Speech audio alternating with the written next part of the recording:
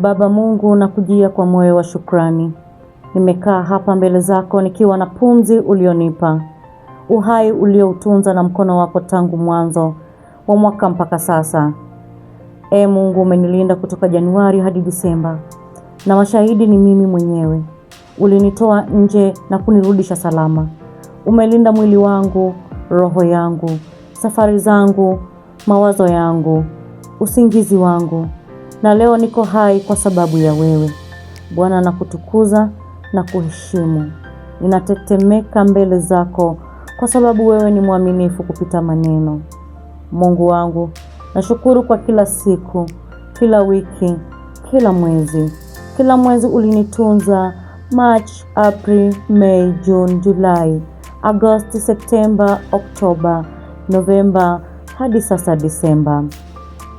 Hakuna mwezi uliopita bila upendo wako kunifunika.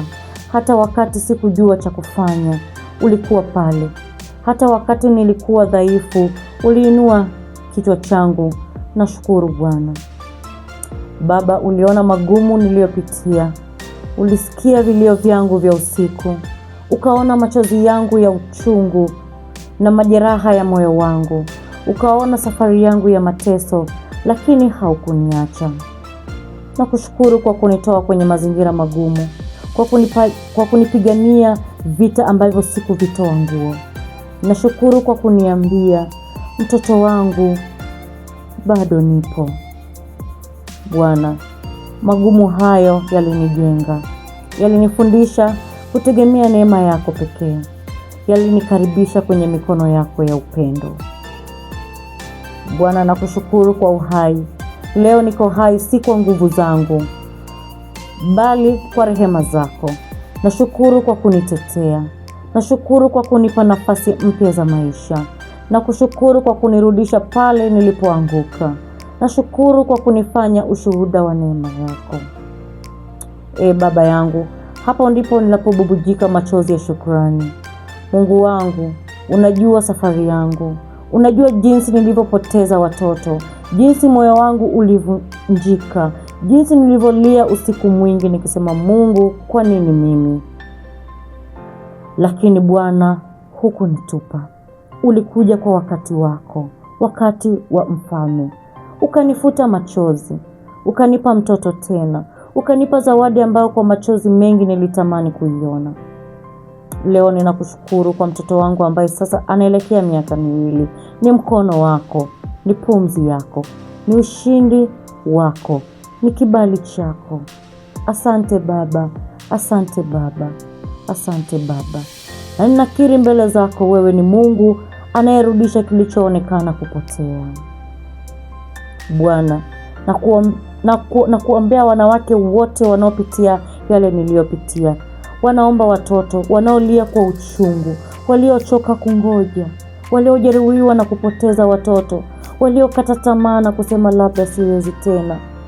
Bwana, uwaguse, uwaponye, uwape amani, uwape nguvu mpya, uwafungulie mimba, uwafungulie uzazi, uwafungulie tumaini tena.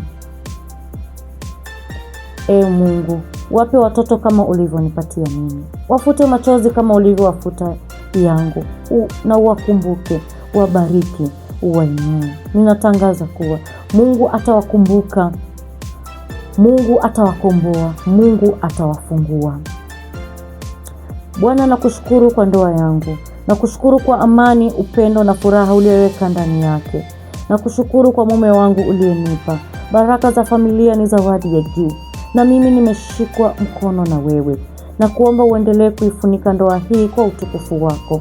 Uendelee kutupatanisha, kutuongoza, kutuweka katika upendo. Asante kwa ndoa yenye furaha. Mungu, nakushukuru kwa mwanga ambao umeweka mbele yangu. Nakushukuru kwa maisha mapya ninaoishi sasa. Maisha ya amani, ya afya, ya matumaini na ya ukuaji.